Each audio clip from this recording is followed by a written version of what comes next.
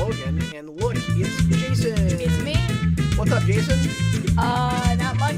We're gonna talk about movies. We are going to talk about movies once again. It's time for another double feature, which we haven't done in a little while. And today we're going to tell you how we felt about two very specifically connected recent films. Yes. And very odd how similar these movies end up being. Sometimes you get this weird kismet thing that happens with films where you'll have the summer of the films set in ancient Rome, or the summer of movies starring, a particular literary figure. But we got the month of biopics about 1984.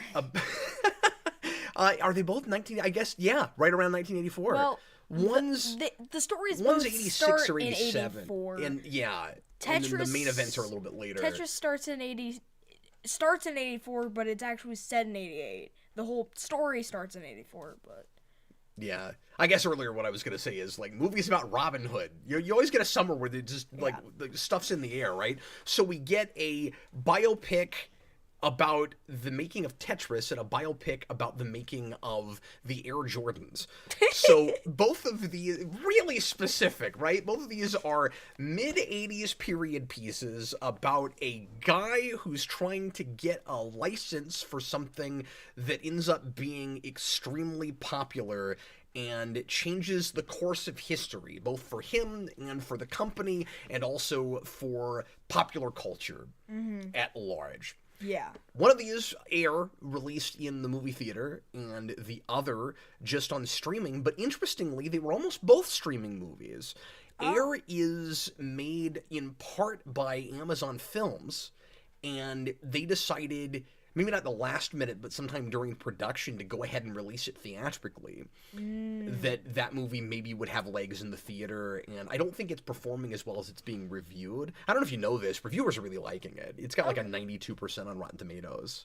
Oh, wow. Air does, and that's always whatever, but just in case you're interested in those numbers, pardon me, I keep smacking my mic arm, but it's got like 92 right now, and Tetris only has an 86.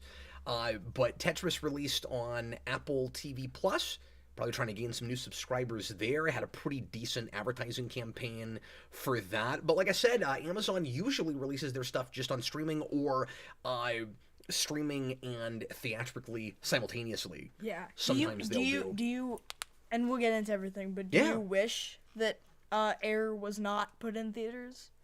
I kind of more wish Tetris was. Yeah. I'll say, I didn't, not to get too ahead of ourselves and our feelings on these, I don't think I needed to see Air in a movie theater. Yeah, me neither. But I did kind of find myself maybe not feeling like I was missing a great experience not having Tetris in the theater, but I thought it warranted it more. Maybe. I'm kind of surprised to say. And I'm going to assume that Tetris was made with a lot less money than Air. Let's take a look. Air was a $68 million prospect, and Tetris cost, we don't know. Or at least Wikipedia doesn't know. Wikipedia is not telling us how much Apple TV spent on this.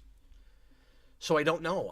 It looks, I don't want to say it looks budget, but it doesn't look like the kind of budget Air had. Although there's a lot of ambitious in it, certainly. Where I think they do a lot of things where they're trying to make it look a lot bigger than what they actually really have to put on screen. Yeah. Don't you think? Yeah. But there's a couple of major names behind that. Surprisingly, Matthew Vaughn was a producer on that movie. On Tetris. On Tetris? So I was really surprised to see his name there. But anyway, we're going to go ahead and get into it, folks. We're going to handle things a little bit differently today because these movies are so weirdly similar and easy to compare.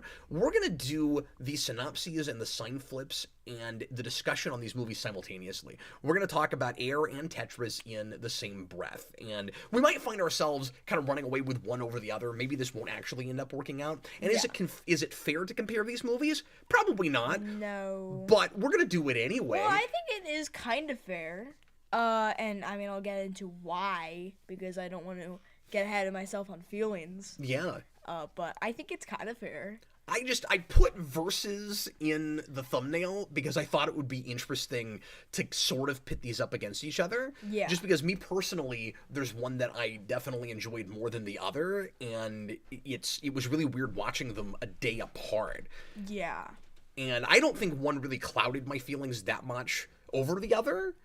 But again, it's just odd the ways in which they're really similar and the ways that they're going to, similar ideas and histories. Yeah. And they both, in I think in some places, have similar issues. Yeah. Yeah, they do. But we'll talk about all of that. So, Jason, give us that KONOR guy says Tetris budget was allegedly $80 million. Okay, so about the same as Air. Because Air was 70 to 90. Yeah. Did I say 68? No, 68 was the box office. That was the box office. It has not made its money back yet. No. And probably won't. Probably won't. And Mario heard it. Yeah. But Mario heard everything. Because that's made so much money. And Mario is PG. Yeah, good call. And interesting, yeah. And I think there was a PG, or at least a PG-13 movie you could have made of Air, but that was not the choice they made. And interestingly, Tetris and Air are both rated R, and both have a significant number of F-bombs. Sorry, Jason. But Tetris doesn't have as many as Air. No, Air has at least twice as many F-bombs. Easily. Air probably has like 100. Easily, and I'm going to say like Ben Affleck's 40. character has 30% of them. Yeah. Yeah. Probably. Yeah, probably. Okay, we're going to go ahead and get into this. I don't think this will be, I always say this and I'm always wrong, I don't think this will be a real long video. We're not going to go as in-depth and nitty-gritty as we often do with this stuff, because I'm not sure that there's as much interest in this as some other things we talk about. And it's, it's biopics, there's not going to be quite as much to parse out, and we're not going to be super careful about spoilers, but we're not going to do like a full-blown spoiler cast with this either. So if we bring up any major points that happen in the film, in case you haven't seen it in the films, we'll probably give a little bit of a spoiler alert, but we're not going to really separate the sections this time, Jason. Yeah. I don't think we're non-spoiler and spoiler. I think we'll just kind of do our bit and get out of town here. Daniver says Air was hurt by how hard it is for adult-oriented movies to do better than like 60 million. Yeah, that's fair. I was gonna say word of mouth might have hurt that too, but I don't know how well, because I didn't look at the audience score. I don't know how well audiences are liking it versus critics. Yeah. Like I've no idea. Yeah. Daniver says Air isn't really a biopic though; it's more of a specific moment in time.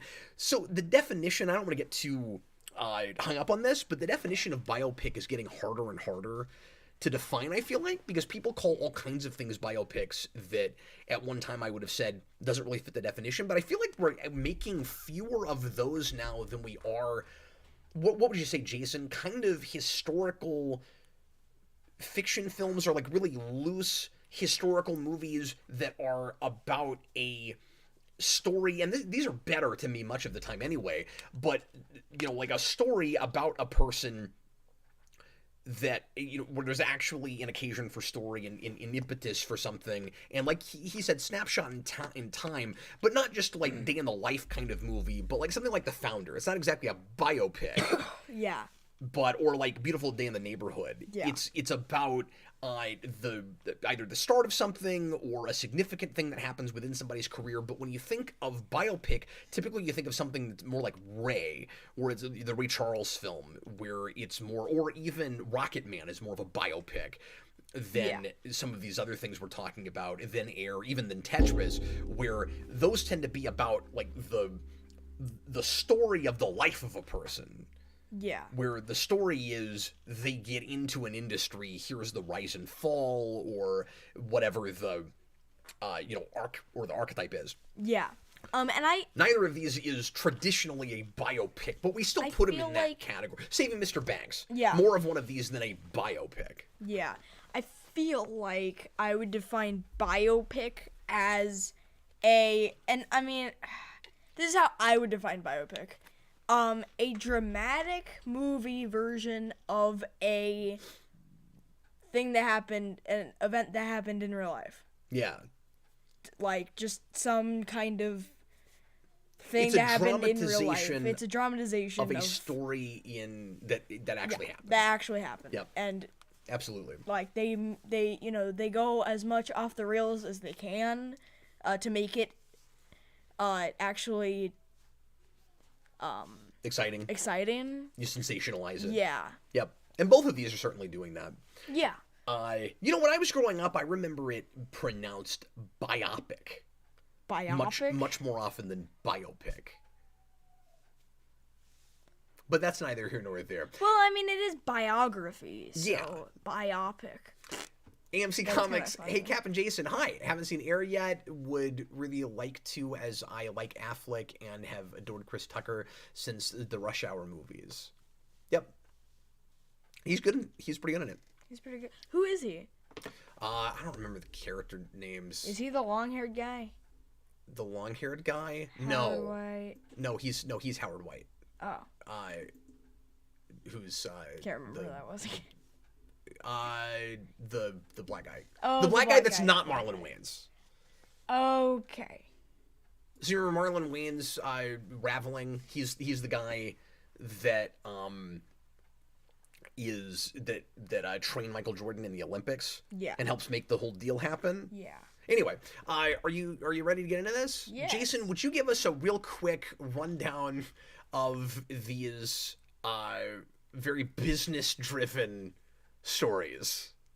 Quick rundown. Okay. Yeah. You want to start with Air first? I'm gonna start with Air because we saw that first. It's kind of less confusing. That's true. Tetris is much more involved Yeah, Air is as far as the business end of it goes. It's less involved than what actually happened, so they were able to do that. I wasn't sure if they were gonna be able to do that. To make it less involved than what actually happened. Daniver says he's the comic relief. Yeah, sort of, but it's funny. It actually took me a minute to remember who he even was in the movie because he doesn't get a ton of screen time. Yeah. Chris Tucker. I was sitting here like, I don't remember what he actually does at the company and stuff. It took me a minute. Yeah. But yes, he is in that. But yeah, Air is about Nike. That's true. Who's trying to figure out a player to make a new shoe for, and to kind of save their basketball division. Yeah, and so what they do is they be like, we're gonna try to do Michael Jordan and. But there's other shoe companies that are courting him, and he's not interested in Nike. Yeah, and so they go to Nike his house is for, and jogging stuff, and they people plead him to get their shoe company. That's basically the story of Air. So Tetris. Tetris is about. Well, we should say that Air is focusing on a particular character. Yeah, is focusing on Sonny Vaccaro. Matt Damon. Yeah, Matt Damon. Yep. I want a Matt Damon biopic with Matt Damon as Matt Damon. Damon, yeah. and even though he's not even dead yet. You just use Well, I mean, it'd be easier for Matt Damon to play Matt Damon if he wasn't dead yet, but not impossible these days. Right. Yeah, and then you could just use de-aging instead of CG and somebody voicing him. Yeah. Anyway, what are we talking about right now? Anyway, Tetris. Tetris is about Mr. Rogers. Yes, it's about this guy named Rogers, who I can't remember. Hank Rogers. Hank Rogers. Hank spelled with an E. Yeah, Hank Rogers, who is trying to get the rights to Tetris, and there's these other companies. He's trying to get. He finds out that Tetris would be a great game for the Game Boy. So the whole movie, he's trying to get handheld rights to Tetris. But the whole thing is, he has to, go to Russia because that's where the game designer is. And Takes so insane amounts of personal risk. He puts his house up for collateral. He puts himself in danger by even going to Russia. And he puts his wife in danger, and he puts the guy who made Tetris in danger. Yep. Just so that he can put it on the Game Boy, and it's really fun. And he runs away from people sometimes. And a lot of punching and action happens that certainly didn't happen in real life. No. But that's like the main thing. Yeah. From Sure. this Those are movies. the basic Those are premises. the basic premises. Yeah, you're doing really good with that. Thanks. I'm thanks- trying to get better. Yeah, thanks for doing the synopses for me. Yeah. Next time you have to do it. Oh, I do? No. I love making you do it, though. Dang it. Jason, how did you feel about each of these movies? We'll do this very briefly. All right. Give me a best thing, worst thing, and a sign flip for each movie. How did you feel about Air? Air. Okay. So Air was a very bumpy ride for me. It started out very boring, and then I started to like it, and then I started to not like it again, and then I started to kind of like it, but then 5 seconds later it's bad again. Best thing I'm gonna say, I want to start it on a good note. I really like the sets, and I really like all of like the 80s stuff and stuff. Did you and think I like it how felt the authentic set, enough? yeah, and I thought I thought that was the big takeaway for me. Was the sets. I thought they looked cool, and I thought they looked very 80s. And Well, that's good, because that's the period that it's set in. so, and I think And I know that's I just think kinda they your did a favorite period, good isn't it? job. Yeah, 80s and 90s, and I think they did a good job, just stylistically, just making it like feel like you're in the 80s, you know. Worst thing, I'm just gonna say it's kind of boring. I couldn't really get into it, and they kept like steering away from the story to tell like 5 jokes and throw out like 50 F-bombs, and then go back to the story for like 10 seconds, and then go back and do more jokes and F-bombs.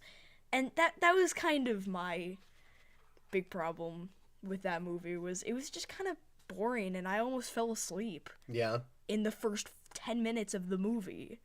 Did you feel like the drama of it wasn't compelling enough? And there just wasn't much to like watch. Like there wasn't much going on, and it just wasn't fun enough. Now let me read this comment from AMC Comics real quick, because he says somehow we all knew that the one about Tetris would be more in Jason's wheelhouse than the one about shoes. And that's true, but was that any of the problem with it for you, where you didn't know the material well enough? I shouldn't say material, but like the history or the subject wasn't intriguing enough for you in the same way it was with video games. Like, is the problem when we're comparing them, shoes versus video games, or because it's not like you don't know anything about Michael Jordan, right? You've watched most of, if not all of, the Netflix documentary on Michael Jordan, right? So you would have been familiar with some of the Nike background. Yeah. And again, this is a period that you like, that you've researched, so you wouldn't have been totally not at home here. Yeah. But is some of it just lack of interest in sports versus video games, No, or is it that it's not. the drama of it wasn't? No, it's interesting just to that you? it wasn't as interesting, and like just a lot of things that I just wasn't into it, and it wasn't anything about like what it was about. It just I feel like it was just the story that they picked just wasn't interesting enough to be a theatrical movie. Like, because I'll say, I know it's not my turn right now, but when we get into the actual development of the shoe, I don't think it was kind of interesting. No, I didn't think it was very interesting either, and oh, really? I would. No, it was interesting. What is what I was trying to say. What do you mean? Like, I don't know. But what I'm saying is, once we get into like the guy who's actually building the shoe, and who's like, I'm just saying, I perked up more at that stuff. Maybe you didn't, but when he's like, the NBA requires a certain percentage of white, and because I didn't know about this part of it, or I'd forgotten that Nike agreed to just pay the fines that Michael Jordan would incur so that they could get away with a lot more red on the shoe and all of that, and just how passionate the shoe designer is about Yeah. making shoes, and that he Yeah. lives in this totally different world that most of us can't appreciate, and kind of the antisocial nature of that guy and all of that. So I was just I just wanted to, at least for myself, push up against what AMC was saying a little bit and say, like, I'm not as into sports and shoes, but when they got into more the technical aspects of it, I was actually more interested in that than I was some of the drama. The problem with this movie was, they were, I actually was really liking it towards the beginning, because I knew that they were building up to, okay, they're gonna meet, they're gonna meet Michael Jordan, and they're gonna give like a speech about why he should join the company and everything, and they're building up to, okay, we gotta make the shoe, what player do we choose and stuff, and that was interesting to me. Okay. Like, I liked the build up, and then the payoff was just kind of blah. Yeah. For me, I didn't like the payoff. Okay, so go into your Seinfeld for that. It sounds like it's a little dodgy. It's dodgy because I liked it and then I didn't like it, and also there are a couple other things that I know you're gonna talk about that I also just didn't really like. I'm gonna say, because we're talking about two movies, I'm gonna say this one I don't like. No, I'm not feeling it for this one.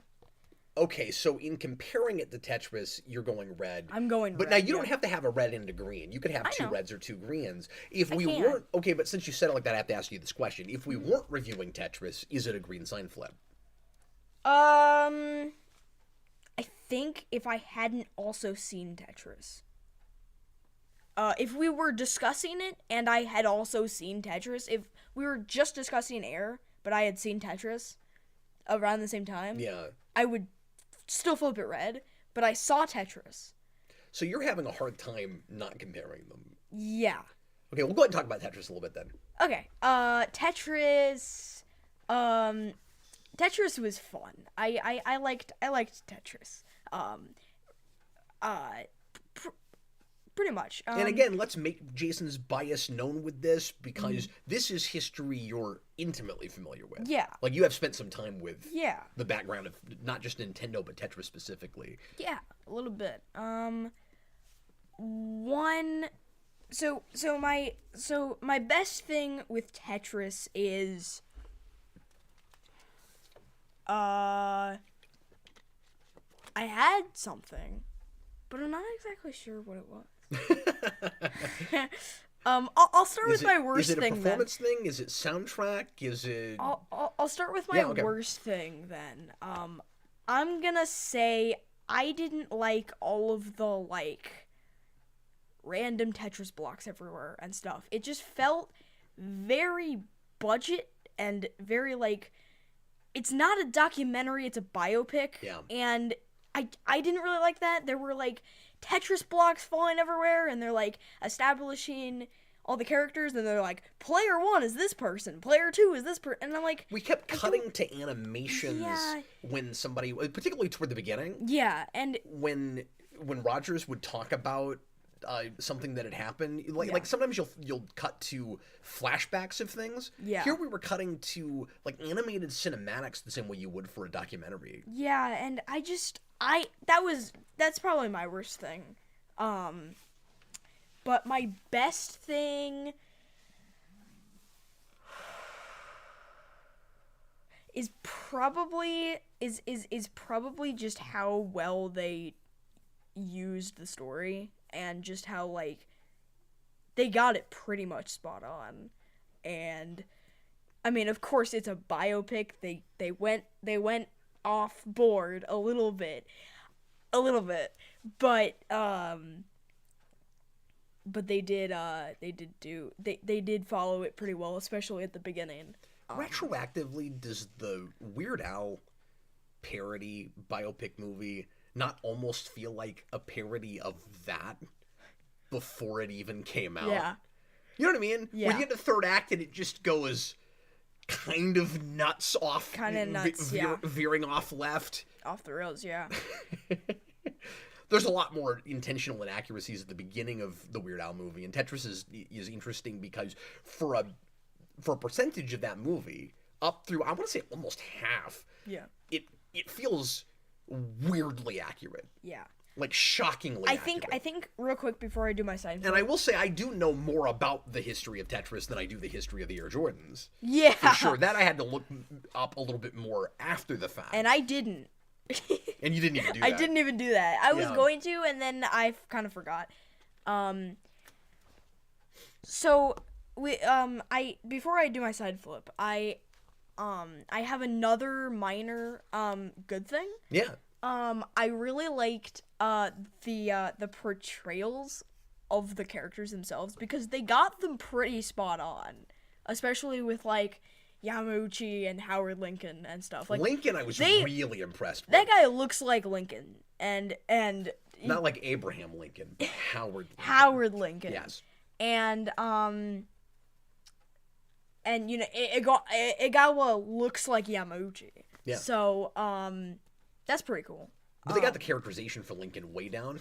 Like, if they ever finally make the Console Wars movie, they should make it a shared universe and bring that guy in. Yeah, they gotta bring Ben Miles back. That'd be great. I want to see what else he's in.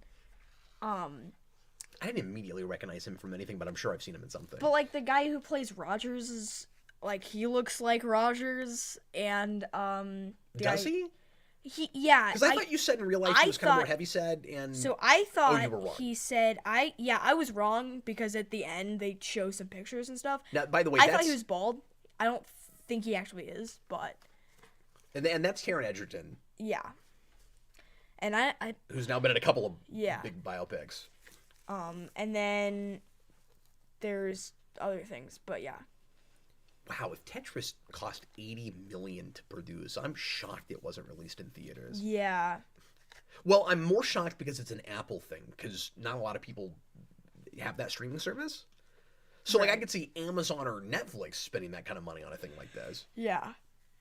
I mean, I guess there's a lot of inflation and stuff, and so these days, throwing $100 million in a movie even isn't as big of a deal as it used to be, where, like, blockbusters tend to push a little closer to $2 now. Yeah. It used to be a big deal if a blockbuster was $200 million. Now we're making a biopic about if you can use that term, we're making a historical film about Tetris of all things, and it costs $80 million to make, maybe. Yeah. Anyway, what was your Tetris flip? I'm gonna say green. I'm feeling it. I liked this movie. Yeah, I could tell you were enjoying that. Pretty much all the way through. Real quick, I'm also gonna say. Wow, a funny is that thing. right? Sorry, that KO in an OR guy says Apple pledged to spend $1 billion a year on original content. A year or this year? That's crazy. Daniverse, $80 million is probably because of streaming money. All the cast and crew is included in that budget.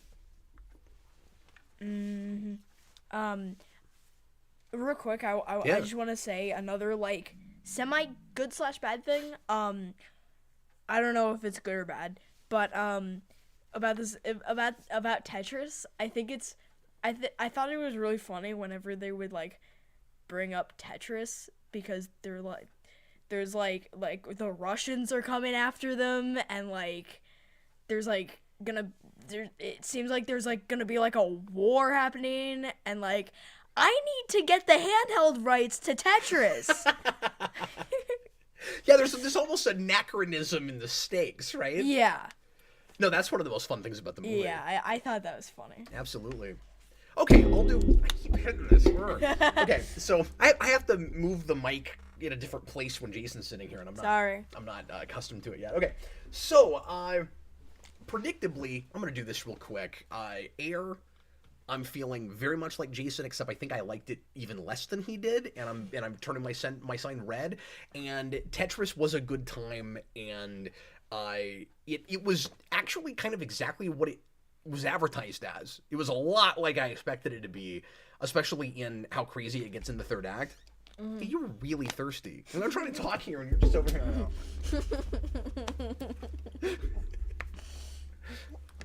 I'm like, should I let him finish?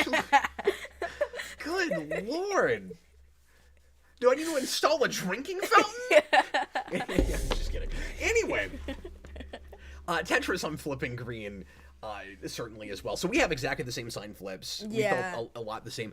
So I guess we are really out in left field with the consensus against the consensus with Air. I had a hard time taking it seriously, ultimately. There's a place where it loses me, and it never gets me back, really. And I was having issues with it all the way through, mostly production stuff that was really distracting me.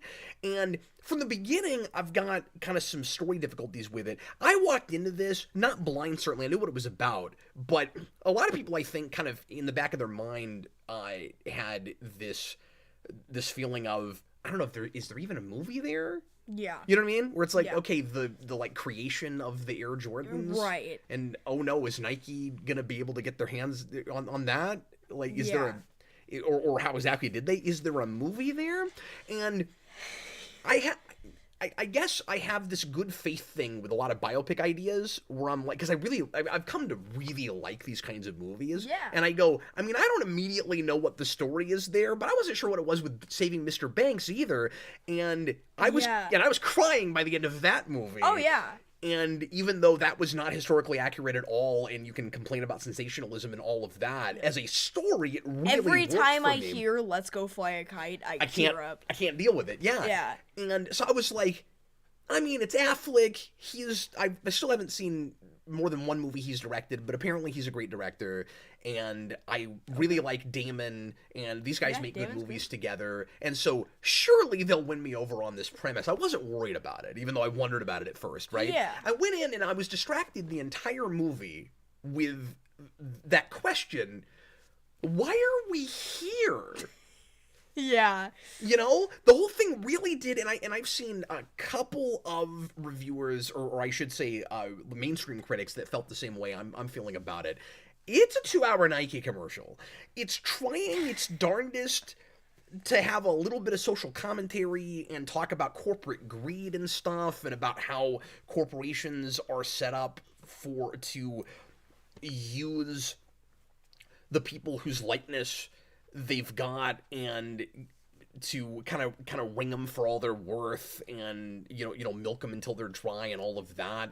And that's talked about particularly by the end of the movie. And again, like, I don't mean to do massive spoilers, but we're also talking about history here too, right? So so this is a thing that's well known historically, but the idea was that Michael Jordan insisted on a particular percentage on each shoe, which is a lot of how he built his fortune, and he insisted on being paid what he was worth, which was kind of unheard of back then, and changed the game for the whole shoe industry with sports figures.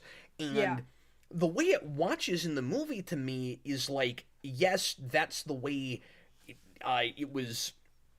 It was kind of set up for those people to fail, and it was kind of corporate greed and power corrupting and all of that. But Nike's the hero because they quit doing that. That's really kind of how it watches to me, and so it really does. It feels like a Nike commercial all the way through, and then we have this kind of, in spoiler alert here, but we have this kind of tacked on almost 10-minute epilogue that is really in your face Nike commercial. Yeah. I felt like. Yeah. But even worse than that, because Nike's endorsing it, it's going to feel that way to some degree. That is a certain amount of sensationalism, again, that I can deal with if the story is good, where like it's going to feel a little bit like a product placement in its own movie. Yeah. But the bigger issue, and I'll say this is probably my worst thing, is it's way overwritten. Yeah. It gets sappy to an absurd degree where I found it really kind of laughable. When we get into the scene where Damon's character, I keep forgetting his name, Sonny Vaccaro. When Damon is at the meeting, really doing, like, pouring his heart and soul out, trying to convince the Jordans to sign. It goes to this almost meta place. Spoilers again, minor spoilers again, but this might be kind of major spoilers, but I have to mention this. It goes to this place that's too retroactive, where it starts being way too informed by what will happen, And it turns into, and sorry for my constant Star Trek references, but it turns into uh, that kind of Edith Keeler issue, uh, in, um, uh, what can't I think of episode titles right now? In, the Guardian Forever episode, where she is like predicting the Federation perfectly. Yeah. It's like in the future it'll be optimistic and it'll be a utopia and sitting on the edge of forever and here's what's going to happen. And we have kind of the exact same thing with Michael Jordan. And I get that this guy really believes in him and is sure that he's going to be the most popular basketball player that ever lived, and that they can put all their eggs in that basket and it actually will work out and all of that. That all I'm fine with. But he just turns into Nostradamus in that scene.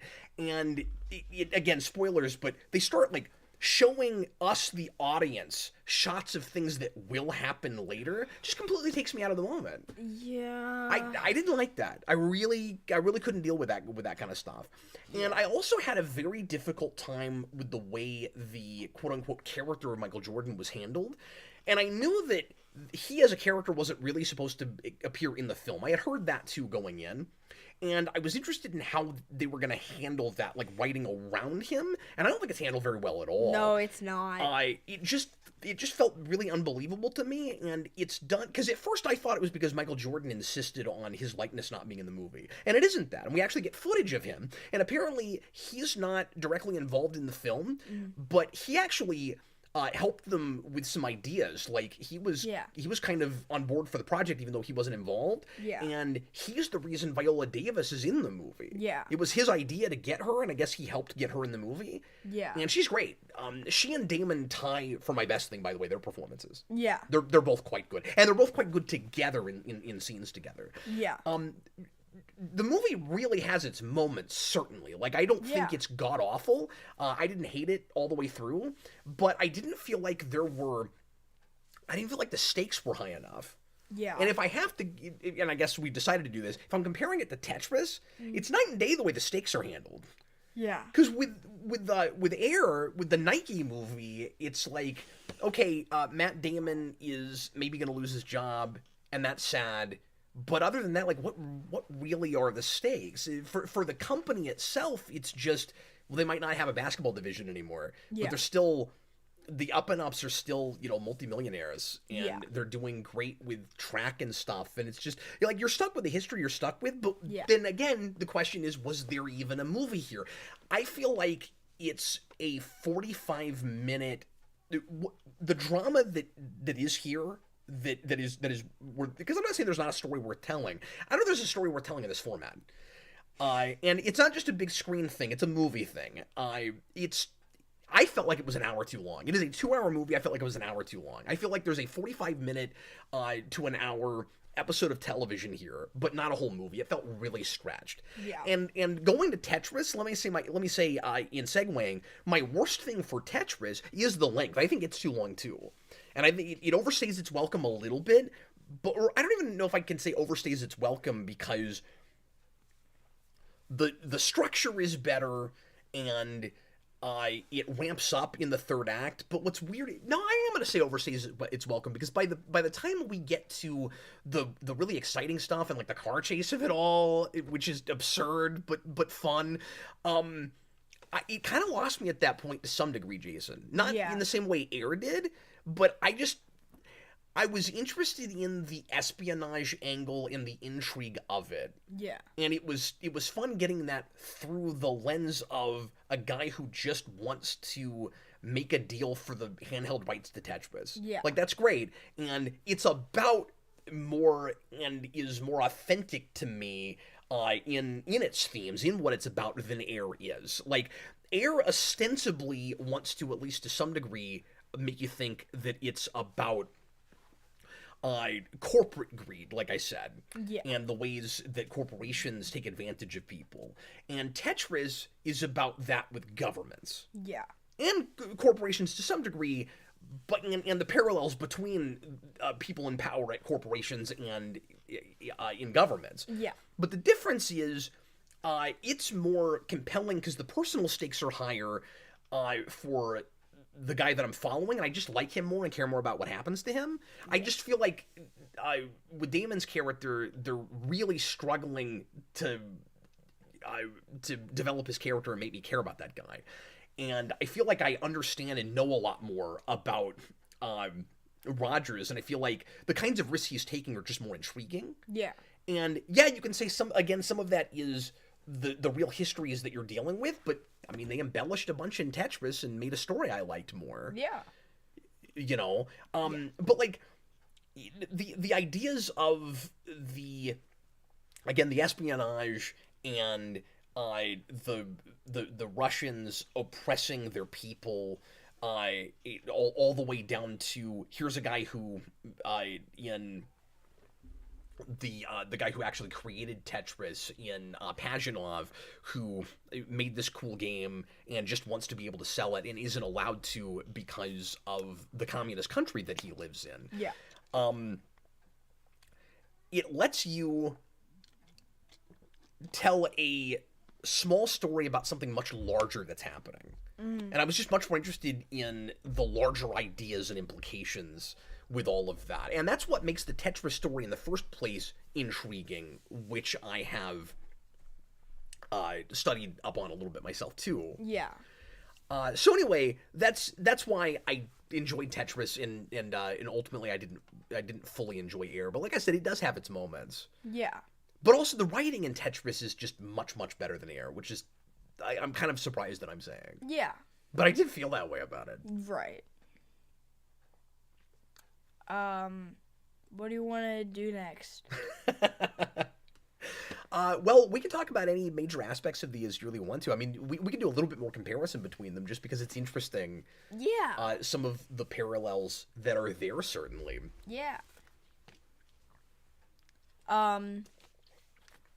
Well, I don't know. Tetris just has more Russians in it. Well, that is absolutely true. It certainly does. Like you said, these movies both start around 1984, and it's interesting because I think the main events at the end of Air take place 9 days after I was born. Yeah. Am I right about that? Yes.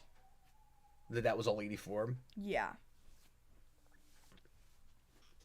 And that's cool. I don't know. I just wanted to mention that because Yeah. it's kind of interesting. Yeah. Like I said, I think there's good performances in both of them. Yeah. So something else that I found,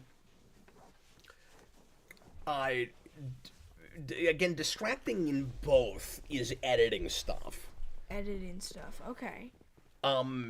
So kind of directing, I thought was kind of both directing weird and editing. Yeah. Both.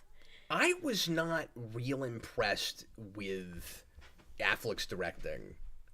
And he's getting a lot of acclaim from critics about it, and I'm not seeing it. It's not awful, but there's places where I'm trying to focus on things people are saying, and I can't because of weird things he's doing with the camera. Yeah. That I'm just, I guess they're supposed to be artistic, but I'm not getting why he's doing them. Yeah. In particular, there's a scene in a bar where somebody is giving him. I'm trying to remember who it is and what exactly the scene is, because we just saw this once yesterday, but I think it's... Is it Maxwell or Stein or someone who, was like, I got the speech... Yes, I think that's what it is. Yeah. I think it's the guy who trained Michael Jordan in the Olympics, and that's one of the best performances in the movie, certainly. And he's got. And no, Air, not Tetris. Air. Yeah. But this is true. Apparently, Jason, in real life. Yeah. That he has the original copy of the "I Have a Dream" speech, and has been offered a lot of money for it, and he won't take it. Yeah. But anyway, that comes up and is being talked about in the bar, and is I think supposed to parallel what's going on with the Air Jordans, and that this is a thing that you can't let go of. And I'm just so distracted by the weird close-up handy cam work that Yeah. Affleck is doing, and it gets blurry in places, and it's like one of the only places in the movie where he does that. I don't know why he's shooting it like that. Yeah, and I mean, But he I found shot that a really couple other distracting. scenes like that I thought were more distracting. I just can't remember what they are. It was just too shaky. Both of them have lots of period music, but Air has way too many songs in a distracting way, in almost a Suicide Squad way, where it's just song after song after song after song, and I'm like, Yeah. or I should say in a Bumblebee way, where I'm like, I get it, we're in the 80s. Like, I feel like that movie is emotionally manipulative in a way that Tetris isn't, to me. Yeah. Like, the big difference between them in how they handle the nostalgia thing is that I feel like Tetris has lots of reverence for the game, Yeah. and Air has a lot of reference for a company that it's wanting to promote. Yeah. Or at least that's what it feels like, where it's not even reverence so much as, again, it feels like making a commercial. And I can see somebody saying that, well, Cap, like, look how much Tetris is all over Tetris, where, like, we keep, like you said, using images of the blocks in scenes, and it gets too cutesy about It it. does. Certainly, it absolutely does. But that feels like people, and I was gonna say, and the Tetris theme wending its way in and out constantly in the score, which I think is actually really well handled. I liked that a lot. I don't know how you felt about that, but just. Yeah. Are you gonna tell me you didn't notice the constant da na na na na na na na? Oh yeah, it's through the I entire did. movie. Yeah, I did, and I thought the funniest part was when they're chasing is when the Russians are chasing The Russians are coming. and it's just like da na na na na na na na na na na na. It's great. I mean, it's great, but it's also just really over the top. You think it's overdone? Yeah, it's not over the. I don't think it's overdone. It's just very over the top. I don't know if they would have had the rights to this, but could we have not gotten the NES like Type B song? Yeah, Like where I can't was remember that? what that's how that goes, but I also Oh, actually, you know what? Maybe you couldn't do that because isn't that part of Nutcracker? no, it's not. But I was also kind of shocked that they didn't use any Nutcracker music. Dun dun dun dun dun dun dun dun. Isn't that Type B?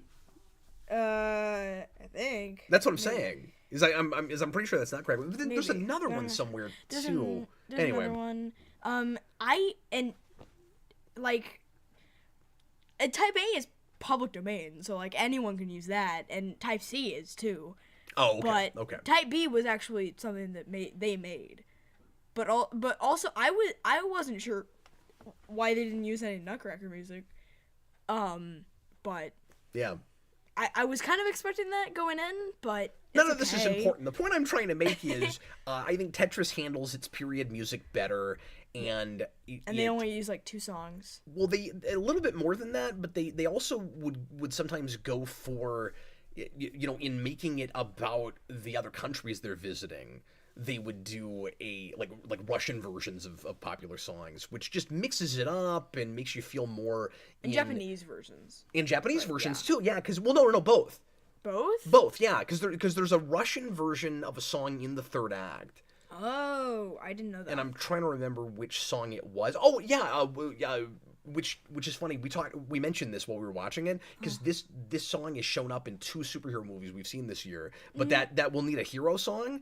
That's Japanese. No, I though. thought they had a Russian version of that and a Japanese version of something else. No, it was they used that song twice, and they're both Japanese. Is it really? Yeah, I'll have to go back and look at it. When they're in Japan, I thought there was a Russian version of that. They start going, "I need a hero." Yeah. Yeah. No, I know. It's like it's in Japanese. But I'm pretty sure some of that is in when they're in Russia also. We'll have to go back and look at it. It's not important. No. But the distinction I really want to hammer home here for me again is I feel like Tetris, it feels like it's made by some people that have just a lot of interest and passion in this subject. Yeah. And I'm not saying that's not true with Air, but it doesn't come across the same way. Yeah. And I feel like tonally, Tetris is just quite a bit more cohesive and confident. Mm-hmm. And even though I think it's a little too long, it doesn't have the pacing issues I have with Air. Yeah. I'm not sure. I'm not sure.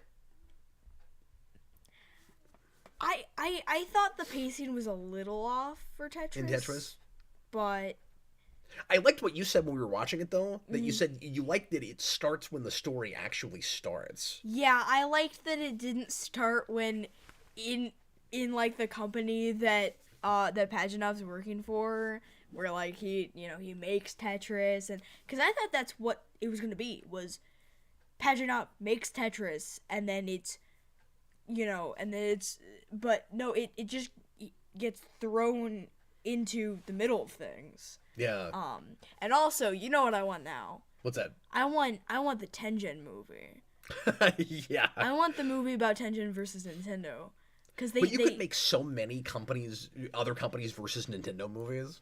Yeah, the Blockbuster and Lego sued Nintendo. That would be like a 10-minute movie. Yeah, you could make a TV series, and each of them is an episode. Yeah, you could make an episode about Simpsons Road Rage.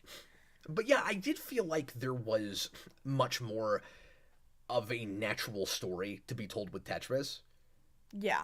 And I thought they struggled pretty hard with Air. Yeah. And I also feel like the balance with the humor versus the drama is struck quite a bit better in Tetris.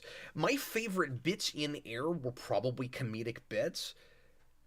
Yeah. Like, the drama just didn't speak to me with that movie. And some people, it might more because of just natural things that resonate with them more. But it didn't always feel authentic to me. Yeah. And it felt a little too dime a dozen. I've been here before, but again, the stakes aren't high enough. And it just didn't feel like there was enough of a story there. Not to repeat myself. But then you go to Tetris, and I feel like the characters are a lot better fleshed out. I feel like it's a little bit more honest, even though it's more heightened. Yeah. You know what I mean? Like, it's more honest emotionally, I feel like. There's a lot of characters that are not supposed to be likable, and it doesn't try to make them that way. Yeah. In a way, I feel like sometimes Air has that, where you have a lot of really cold, corporate, kind of slimy people in Tetris. Yeah. And it's not shying away from that. Yeah, and I really like, the characters that They didn't make me buy it. I'll just say this, and people won't agree with me on this, but when Affleck, the CEO, and his performance is good, and he has some of the best moments. He has some of the funniest moments. He's probably my favorite character. His whole kind of Buddhist, but ethereal thing is really funny. Yeah. And there's this. One of the funniest things in the movie is when he has this whole speech, and then he leaves, and one of the guys goes, "Did he just say to breathe while you're breathing?" Yeah. Like, he was just real in the clouds, and but I didn't really quite buy it when you get to the end, and spoilers now, and he says, and he tells Damon to just give Michael Jordan whatever he needs. Mm-hmm. Like, allowing the percentage on every shoe thing. They didn't get me there. They didn't make me buy it. Mm-hmm. Yes, I get that it actually happened, but within the narrative of the story, you have to make me buy it. I just didn't. Yeah. Senior Sticks, $5 super chat. Does the Tetris movie stack up? I see what you did there. Maybe a live action Tetris is like the Emoji movie or Angry Birds movie before Cap and Jason. I don't understand what that second sentence means. I'm not sure what that means. I don't know, but thanks for the super chat. I don't want a live action Tetris movie, but well, I mean, this was a live action movie about Tetris. I don't understand what he means. I don't want a Tetris movie with blocks. Right, but the Emoji movie and the Angry Birds movies are not live action movies. Yeah, I don't know. Right? Why. I just don't understand his comment. Right. But yeah. But I don't want a Tetris movie that has that's about Tetris, like about you're like in the game. That's like the emoji movie. But I want and I don't know if the rights are there to do this, but I want one of the Mario movies now to go to a Tetris world. Yeah. I'd love that. That'd be fun. he says before it, Cap and I don't. I'm sorry, I don't understand. I don't know.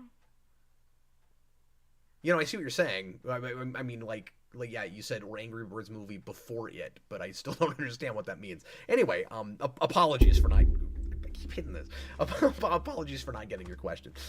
But yeah, what else do we want to mention about that? So I started earlier talking about the Michael Jordan thing. So the attempt there, because again, I thought that Michael Jordan just didn't want his likeness in the movie, but it turns out that's not true. It turns out that this was Affleck's idea in directing it, and he was trying to be, I think, really respectful to the image of the man, and he's got so much reverence for Michael Jordan that he says, you can't have an actor play Michael Jordan, because every time you see him, you'll just go, that's not Michael Jordan. And to that, I say, with respect, don't make the movie. Because he's a character in the movie. I think you end up doing a disservice to the man anyway. Well, two things. First of all, you know someday the Michael Jordan biopic is going to get made. Right. Be it, now or after Michael Jordan passes away, years from now, or whatever. Someday somebody is going to make that. And I get not... If the story's not supposed to really be about Michael Jordan, don't let the gravitas of that character get in your way. But at the same time, the disservice you end up doing to him is he looks like he just doesn't speak for himself. Yeah. And they tried to cut it in such a way where it's like, we know that in that meeting, or in certain meetings he's in, that he is negotiating and talking for himself and stuff, but those scenes go on long enough that you're like, why is Michael Jordan never saying anything? Right. Why is he not talking? And the way it watches is almost like a CW thing with Batman or Superman or something. Yeah, and where it's like, well, he's there, but we're not actually allowed to use him. That's what it looks like, and it gets absurd. Again, I was so distracted by it. I know, me too. The scene where he's just he's got his back turned, just looking at stuff on the wall or whatever. Yeah, he's just looking at stuff on the table that like food and stuff, and he's just looking and not while people are talking, and it's just really distracting. And then he has 2 lines in the movie. Yeah. Which was more than I thought he would get, honestly. But I thought they were going to find, and I guess now that I've seen it, I don't know how you do it, but I thought they were going to find a way to just not have scenes where he's really there and still tell this story and make it much more about his mother. And because it is apparently true that she had a lot to do with making that deal happen, which makes a lot of sense. But to have him in a room and keep cutting him around him like that, it almost feels like the Last Jedi problem. Yeah. Where you're cutting around an actor who you couldn't get footage for. Yeah. With Princess Leia. Yeah. That's true. I don't know. Air was just kind of weird. It was just a very weird movie where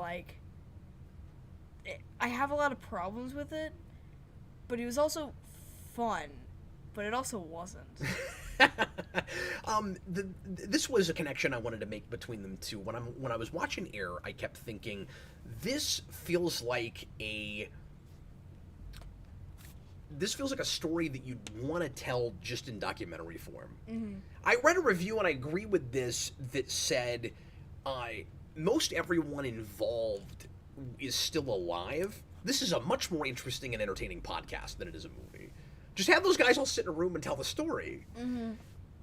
And yeah, this is maybe unfair, but I mean, it's the movie you're making. You gotta make the right choices. I feel like Affleck picked the wrong choice for a film. Yeah. Where this wasn't really a story worth dramatizing, or at least he didn't convince me that it was.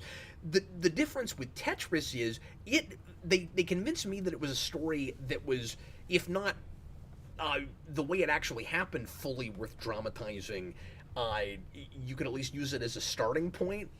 to come up with a more larger-than-life story that still has truths to speak about Soviet Russia and communism and all of that.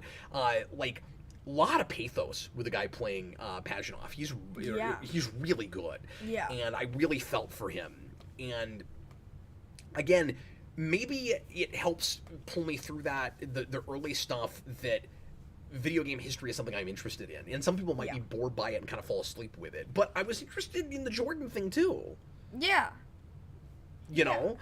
So I don't think it was that leaving me out. But what I was going to say is, with Tetris, I felt like it was a movie that didn't need to be a documentary like I did with Air. Yeah. That I felt like there really was a dramatic... There's something to do. Let me finish this. That was really a dramatic story worth telling that in places is made too much like a documentary.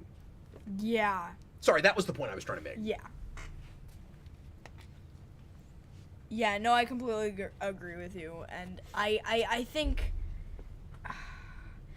I just don't know really how you can do it more like a biopic than a documentary, because it just seems a lot like I don't know. They both could be documentaries. Yeah. But well, the Tetris thing you would expect it to be a documentary, but I think part of what was entertaining about it is the audacity to try to put it on screen. Yeah. Whereas Air felt more obligatory. Yeah. And that's not all just the subject either. Some of it is the approach. Yeah. Yeah. Which movie did you think was more biographic? What do you mean? Or like they're both radar movies. Which one is more biographic?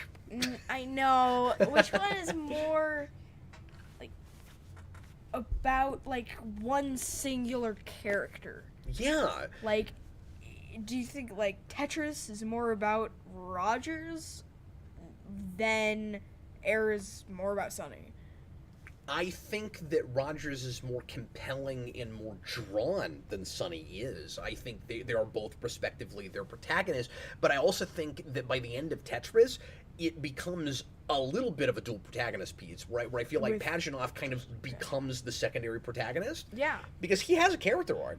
He does. I mean, he has to come to appreciate and trust Rogers as not another guy like his oppressive government that's just trying to use him. Yeah. And B, to come to appreciate the ways in which he feels American society is more what he wishes he had from a society. Yeah. I mentioned earlier, by the way, that it was surprising how authentic it was to real events as I understand them, especially up to the halfway point. Yeah. But there were a couple of things, and I'm not saying it's bad because it's not what really happened, but it's a little odd that the situation wasn't discussed as it was. For instance, Pajitnov, I can't decide if this is oversimplified or if it's just not communicated well. Mm. In real life, the idea with Pajitnov was that he made Tetris while at work. Yeah. And he worked for the government because it's communist Russia and everyone works for the government. And he's in a government building and he makes and on work time with their computers he makes Tetris. And so he doesn't own it. The Soviet Russia owns it. Yeah. And the movie doesn't discuss it that way. The movie basically makes it seem like whoever makes anything, it's owned by Russia, which may sort of be true, but there is an important distinction to make in why he wasn't able to sell it at all. They do it a little bit. They do. Do they? They do discuss it a little bit. They say that you can't make any money off of it. He can't make any money off of it because he made it on work hours. I don't remember that ever coming up in the movie. It was like one line. Okay. But it was discussed. Was it? Okay. But briefly, yeah. I missed that if that was true. Now, the whole thing about the game being banned because people weren't being productive is true to a point, but as I understand it, it was just that company and it was just his boss making that decision. And in the movie, they make it sound like it was outlawed throughout the land. What? It's kind of what it sounded like to me in the movie. With what?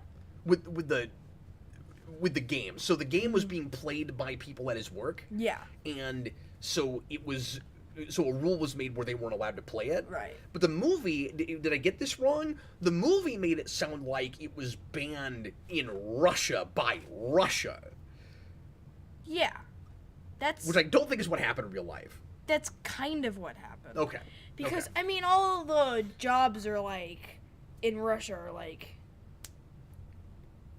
together. So, like, I feel like if they ban it there, they kind of ban it everywhere. Yeah, but I feel like it was emphasized as being kind of a bigger deal than it really was. But again, there is this kind of heightened feeling to the movie where it is getting away with some of that, overdone stuff in a way where I felt like it was just overdone. Yeah. It didn't have that stylized quality to it. Yeah. And it doesn't have to, but if it wants to be more down to earth, like, I feel like it's trying to convince me it is. It can't have its cake and eat it too as much as it is. Right.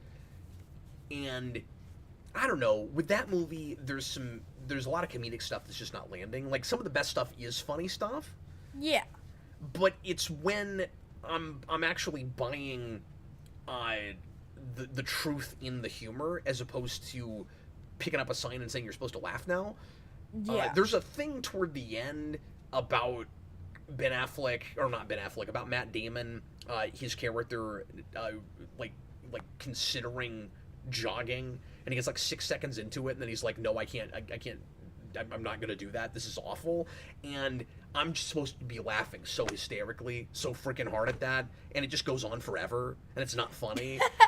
And I was laughing at it, but not with it, where I was like, you really think this is, and I mean, I get that humor is subjective, but like it was so emotionally manipulative. I wasn't buying it. Yeah, I was laughing at it because it was like, why are you?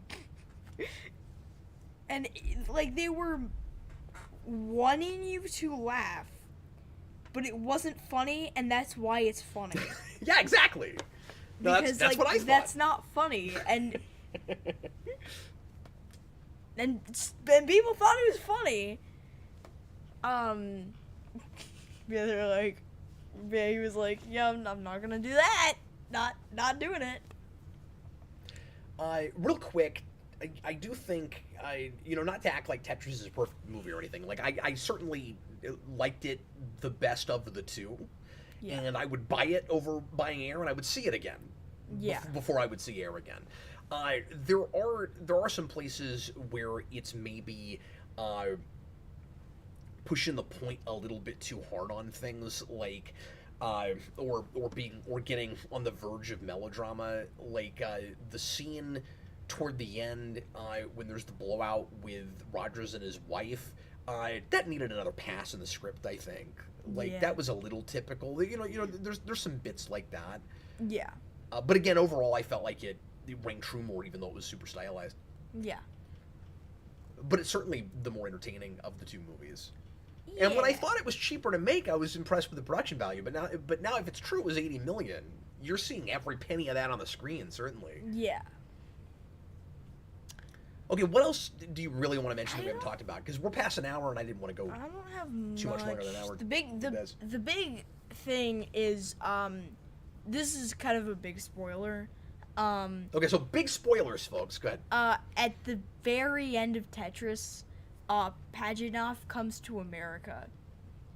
That didn't happen. Yeah, it did. I looked this up. It Really? did, but it didn't happen that way, certainly. Yeah. So he comes. Does he actually come to America? Yeah. Or does he? Because I thought he stayed in Russia. No, he immigrates in '91. Oh. Okay. And that would have been not too long after all of this happened, because I mean the release of the Game Boy is what, 89? 89, yeah. But what happens is he comes and visits and is shocked by all the freedoms that people in America have, and like a year or two later he immigrates and moves here. Okay. and he starts the Tetris company. Yeah. Which eventually Rogers is involved with, but I'm fuzzy on whether he's involved with it early on. Well, and I think where the movie is kind of fudging it is, I don't know that they're actually building a business together that early, but I don't actually, I need to look into that, because that part of it I don't know. The movie at the end said that they built it together, but I didn't actually look that up. They did. Okay. But he's involved in it. What I'm not sure about is if they actually founded it together. But I know he's at least involved later. Yeah. That I could confirm on real short notice, but I haven't looked deeper into it. So yeah. Anyway. Okay, Stein is hilarious. So we both, and by the way, Jason and I don't always agree on everything.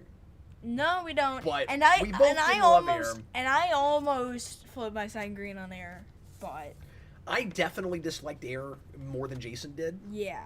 And I think we're in about the same place on Tetris, maybe. Yeah, I think we are. I think. Oh, do you want to mention your favorite nitpick about a factual error with a video game that Tetris made? You know what I'm talking about? Yes. Yes, I know what you're talking Go about. ahead. When How did nobody catch this in editing, by the way? I cracked up with this. I think this is. Wait. I'm not sure if this is what you're talking about. Okay, well, you say yours, and if it's not the one I'm thinking of, then I'll mention mine too. The scene where Rogers first sees the Game Boy for the first time. Oh, no, you have to talk about this. That's not what I was going to say, but you cracked up about this. Go ahead. I cracked up. No, this is great. It's a running problem that we code things way too fast in this movie. So Roger sees the Game Boy for the first time and he's like, whoa. And he asks all these questions and stuff. Like is Keanu Reeves? Yeah. It's like, whoa. Whoa. And then they're like, Anybody ever told you kind of have Keanu Reeves' hair? Yeah. You have Keanu Reeves-esque hair. No one's told me that, but I've told myself a lot. Have you told yourself that? I think. Yeah. Does it make you more confident? No. Oh, okay. I'm sorry, go ahead. Maybe when I put on sunglasses. I don't know, between me and your mom, I don't know how you wound up with hair that looks like Yeah, that, because I it doesn't don't look know. anything like either of our hair, but anyway. Yeah. Well, we need lots of guns. Anyway, Lots of guns. so yeah, he's like, whoa, the Game Boy is so crazy. It's portable. It's whoa. And then they're like, okay, can you make Tetris? And he's like, yeah, I think I can do that. Yeah. Okay, here's a prototype. We can work on He goes, it. it's not perfect. It's not perfect. It's a prototype. He We can says work it's not on perfect. it. Jason looks at me and he goes, yes, it is. That is literally the game that they put out. They just put the Tetris Game Boy into the Game Boy and showed it on screen and acted like it was a prototype. That's the prototype. That's great. And then 20 minutes later, Paganoff makes the original Tetris with like the parentheses, like this, and then he's like, okay, here you go, and then that's where Rogers goes. There are a lot of characters in this story, and then that's when Rogers, including Arnim Zola, who's awesome. Yeah. The guy who played Arnim Zola is in this. Yeah. He punches a guy. Yeah. There's a lot of punching. There's in a lot Tetris. of punching. Oh my gosh, the fight where they're. Did either of these have to be rated R? Can I throw that out there? Air certainly didn't. I don't think Air needed to be rated R at all. Now, to be fair, the phone call with the agent that goes on for 1,000,000 years that gets insanely vulgar and crass, there's a part of me that wouldn't want to lose that scene. Yeah. Like, that definitely went on too long, but that was part of what was funny about it. And I liked his speech at the end about, like, why he doesn't have or need friends. Yeah. But anyway, I'm sorry. But Rogers, that's when Rogers is like, okay, what if instead of making the lines go one at a time, they go 2 and 3 and 4 at a time? I don't think Rogers is That was the one Rogers' idea? For Tetris also- to have Tetris is in And it? also, he went like, "Can you do that?" And he's like, "Yeah, sure, I can do that." Okay, here you go. Now you can do it. Yeah. Guy's like Hoshi Sato with languages. Like, I don't know how he does it that fast. Yeah. He's like, here's another Star Trek reference. He's like Scotty in Voyage Home, where he punches up the formula for transparent aluminum in a Mac Plus in 15 seconds, and then Jason looks at me and goes, "You can't make Windows pop up that fast on a Mac Plus." Yeah. No, the thing I was going to mention is that this was the other amusing inaccuracy. You cannot, or you did not have fireballs coming out of piranha plants in 1989. Okay, and also, what's with all the Mario and Zelda references? I mean, I know he's talking to Yamauchi, but he keeps, like... yeah, I said there's a lot of reference for Tetris in this, but some of the script, there's a little bit of generic, like, some of these people, they've never played video games, like, don't really know what they're talking about. And he's like, we need to be partners. I mean, you know, Mario has Luigi, Zelda has Link. And Punch-Out has whoever he's punching out. Which Mike is funny, Tyson. But it doesn't make sense as a metaphor. Punch-Out. No, Punch-Out has Mike Tyson and whoever Mike Tyson's punching out. That's what whoever Mike Tyson's... Okay, I was like, Punch-Out is not a person. Right. Punch-Out doesn't punch out people. Punch Out. That would be Little Mac. Right. But yeah, and then that metaphor was kind of mixed and flimsy. And then he goes on about, like, you know how you're playing Mario, and this is 1988, by the way. You know how you're playing Mario, and Piranha Plant starts shooting fireballs at you. No, show us a cinematic of it too. No, I don't. Yeah, and that just makes it all the more. No, I don't. It's kind of overproduction value, don't you think? Yeah, but Mario 1 didn't have those until Mario Maker. That was the first. Yeah. The first game that had those was Mario 3, which came out in 90, and this is 88. Like, not to be too fanboyish about it, but they didn't. They don't know they're Marios. Anyway, well, folks, thanks a lot for watching. It's been a big year for video game movies. Yeah. I can't talk, but nuts how big of a year it's been already for video game movies. I don't know how many people are watching Tetris. Yeah. I'd be interested to know how that's going. Yeah. And I hope that the next video game movie, do you know what the next video game movie is? I guess right off I don't. I think this is the next one. I think it's coming in summer. What is it? I hope it's good. Gran Turismo. Oh, you told me about that. So yeah, I didn't even know that was happening until you mentioned it. So yeah, Did you say you wanted to see it? I wanted to see it. Is that R? It's probably R. It's probably R, but it's a movie. It's another biopic. It's another video game biopic. Oh. About and I do want to look into this before I watch that movie, but it's about a guy. It'll have F-bombs because F-bombs make everything seem more genuine. Yeah. And real. Yeah. Yeah. But it's about the guy who became a really popular racer because of Gran Turismo, because he played Gran Turismo. Oh, crazy. Yeah. So I hope that's good. We're going to go ahead and get going. I'm going to be back actually within the hour, not too long from now. Austin and I are going to be trying to finalize, or at least get really close to it, because we've got a lot to go through. But in case you're interested in helping us do this, because it should be kind of fun, we're going through a list of alleged superhero movies and taking off anything that we don't think should count to be reviewed or have a commentary done on the Superhero Rewind commentary project or on potential future scripted superhero rewinds, because I'm going to try to get back to doing those every now and again. And starting the first episode of the commentary project tomorrow night, so I want to have that list as close to done as possible. So come in and hang out with us if you're interested, and you can help us decide what things don't count of what we have there now. We started with a master list that somebody else had made. Some of it I agree with, and some of it I don't.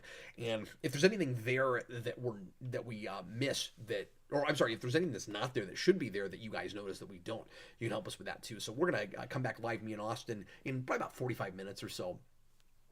Cool. Senior Sticks, who plays Cap in the Geeflution biopic. Well, obviously it's Seth Rogen, because everybody thinks I look like Seth Rogen. Even still, everybody thinks I look like Seth Rogen. You don't laugh like Seth Rogen, though. No, I don't think I would even be capable of getting that. Can't do it. All right, we're going to get going. Thanks for being here, folks. Yeah. And we will see you again real soon. I was Captain Logan.